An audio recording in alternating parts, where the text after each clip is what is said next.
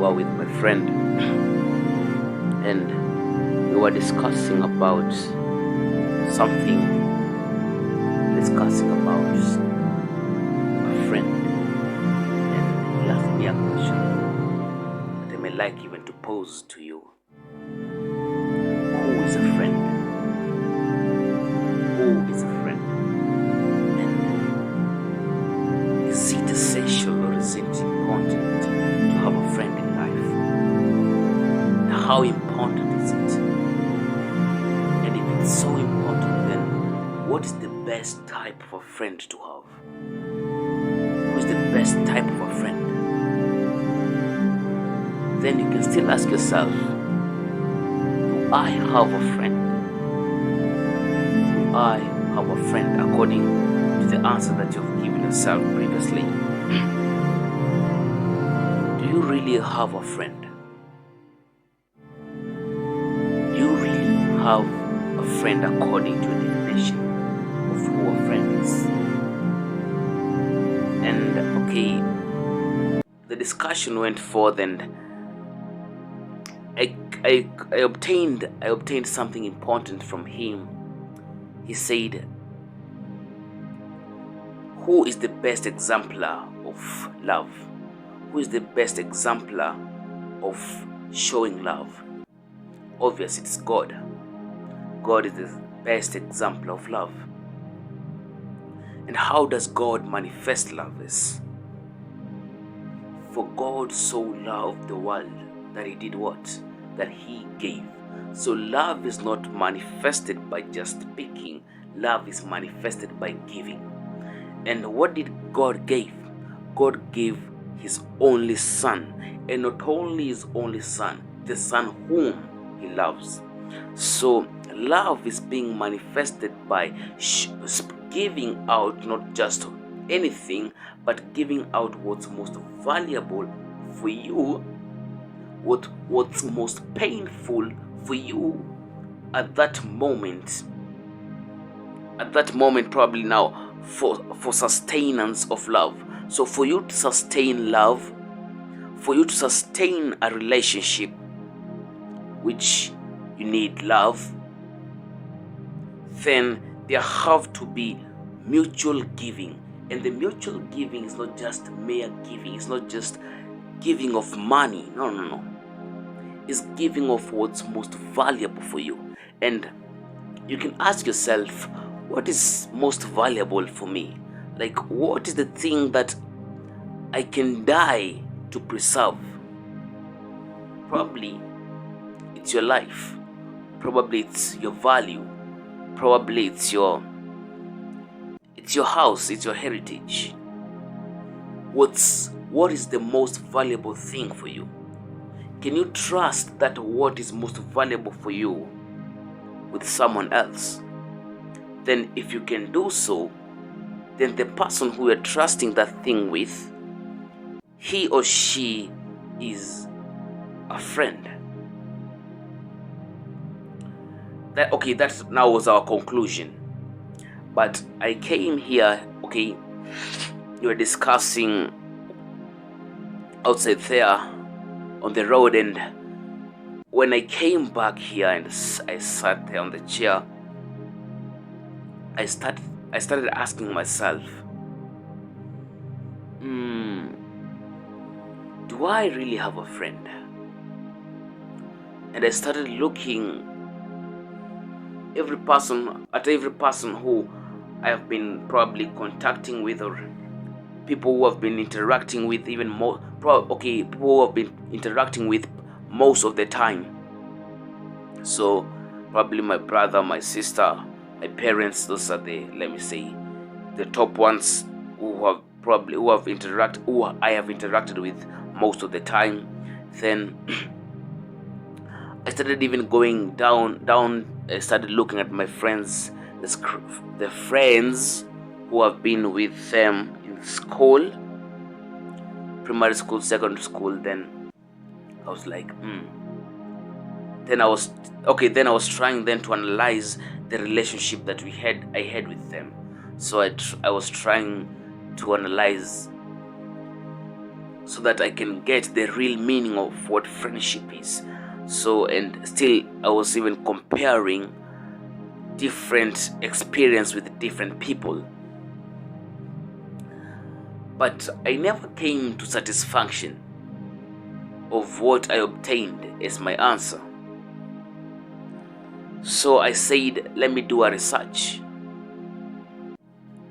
and something amazing or something shocking, both shocking and amazing, caught me. And sorry,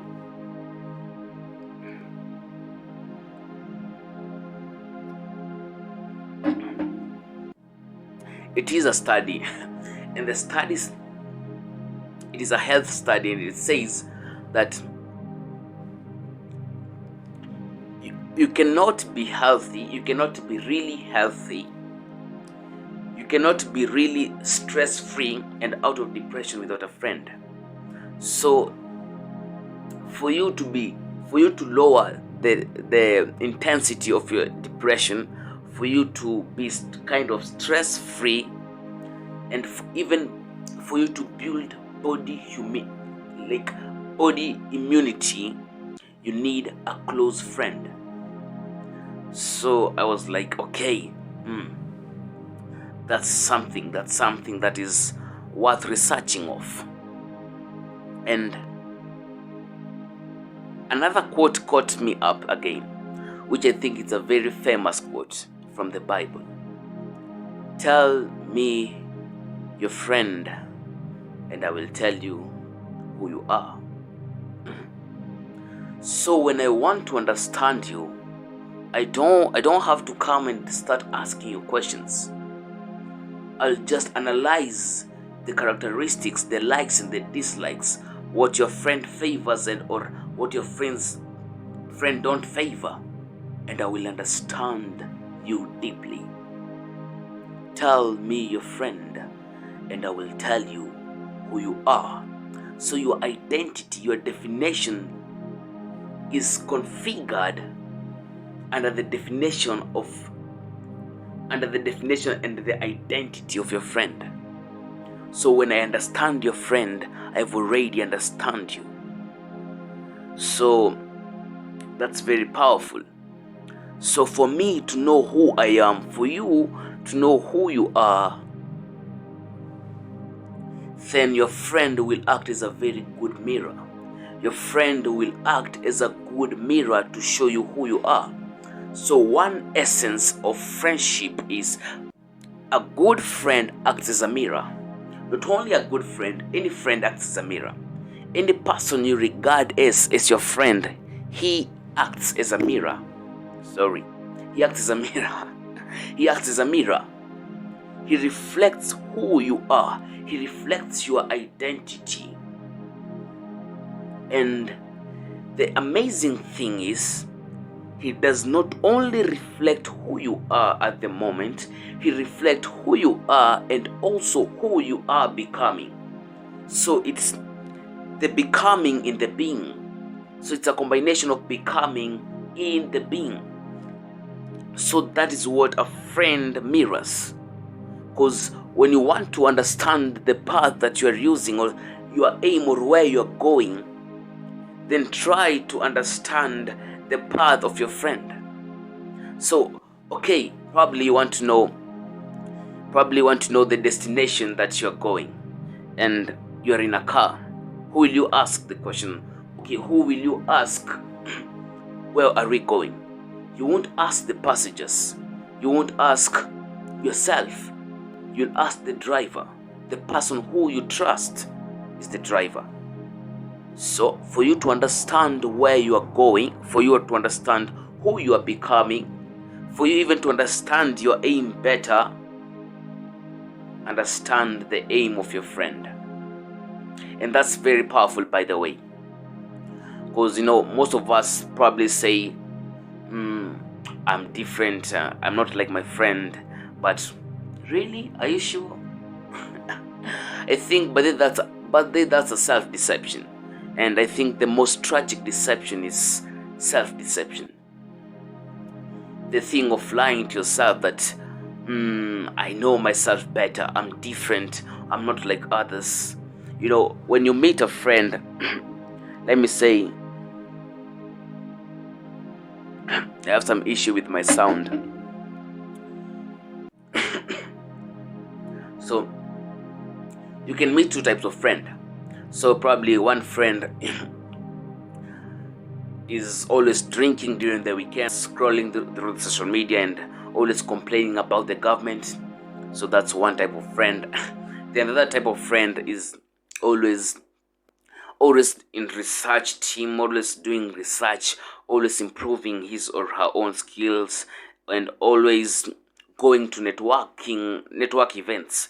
So those are two different type of friends. And if you want to know where you'll be 5 years from now, when you go with the person who's always drinking during the weekends, scrolling through the social media, complaining about everything, even about himself, even about his existence, 5 years from now, you'll end up being like him. You'll find complaining about things being normal. Complaining for you will be normal. Discussing issues about the government or about government will be, for you, will be normal. And you'll also find scrolling through social media and liking, and you'll be imitating him. And okay, you know, human beings, we are social beings, and Aristotle explained that very clearly. Even Plato himself, they explain that human beings, we are social beings, and we can't avoid that reality that you can't live by your own.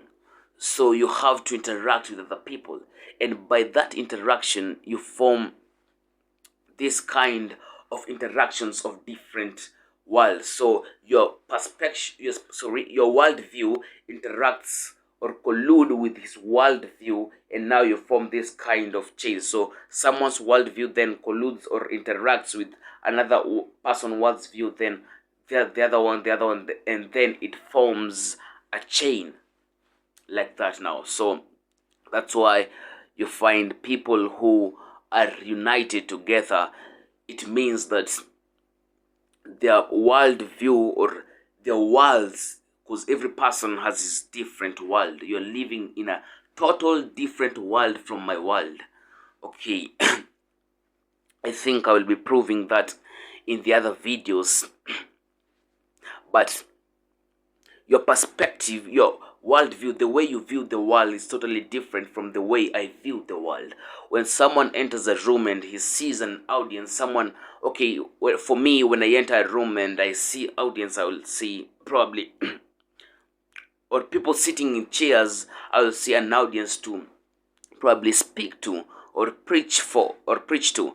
But another person can still enter the same room and stand where I am standing, and when he sees the people, he'll see them as, let me say, people or audience to sell for a certain product.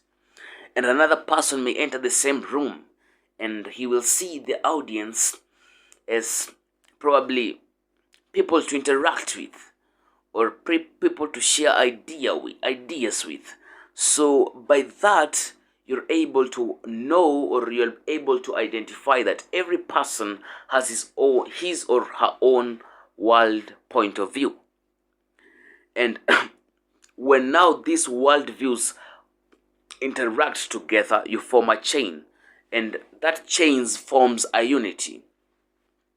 So that's why I was now, okay, when now you form that chain, which now becomes a unity, then you end up forming a unified nation. Today I'll be taking a lot of sips, but sorry, it is just I'm trying to make my sound at least come back to normal. So okay, so you have understood how now friends mirror who we are. They mirror not just who we are, but who we are becoming. So, but okay, now I was giving the example now of a friend who is always scrolling in social media. But now if you follow a friend who is probably always trying to improve his skill, always in networking events, 5 years from now, you will be in a space that possibilities are always there, because it's like you're taking yourself into a realm of possibilities. So these are two different people, but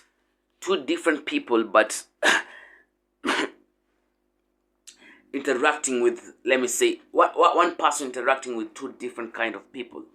So one kind person interacting with two different kind of friends. And I was listening to Vusi. If you know this person, is Vusi Tembekwayo, a very intelligent person. Okay, he says that this way. he says this way. Vusi Tembekwayo says, you can have a growth mindset in an environment of scarcity. Yeah, and that's by the a good way to visualize how friendship and the environment itself can form you. So the friend who surrounds you defines even your limitation. So, and he still says that, he quotes that you can think you have a growth mindset, but the limitation of your thinking is limited by the environment that you are in. So this is what now he was trying to mean. So the people who surrounds you, the people who you are with most of the time, define who you're going to be. And not only define who you're going to be, define the way you think. And when someone defines the way you think, then he places a limitation. So, because, thinking, or our brain is conditioned. So we are conditioned to a certain point. Like, our brain is not infinite, it is finite. And the finite level of our thinking capacity, or our thinking level, is defined or is determined by the environment that we are in. And the environment that we are in, it is us who define it. It is us who makes it, because it is you who makes your own world. You're the one who builds your own world. And that tells me, if you build your own world, then you have the ability to change your environment. You have the ability to change your own world. So that's it about how friends can mirror who you are and who you ought, or who you are becoming. And the second thing that I want to talk about, essentials or the importance of friendship, is that friendship, they are witnesses. They are witnesses. Yeah, I think the word witnesses is a good word to use. Okay, so a witness is someone who has been always looking at you, not just at this moment, but probably at a certain long period of time. And a friend witness is someone now who is not defining you, or who is not, let me say, judging you according to what you are doing right now. He already knows your life story. He's not a person who is judging you from the story that you are doing or acting out today. He's a person who tries to understand you from since he met you, which is probably very long time ago, till now, and with all that story is trying then to judge you. And life itself is made up of different episodes, and it is not good, or it is not wise for you to break the episodes of life. So for you to break the actions and the reactions and the emotions and the desires that you had, and break those episodes and the stories that you had, let me say, in the past, and break them. Or by breaking them, I mean separating them and living a life story day in, day out. It is why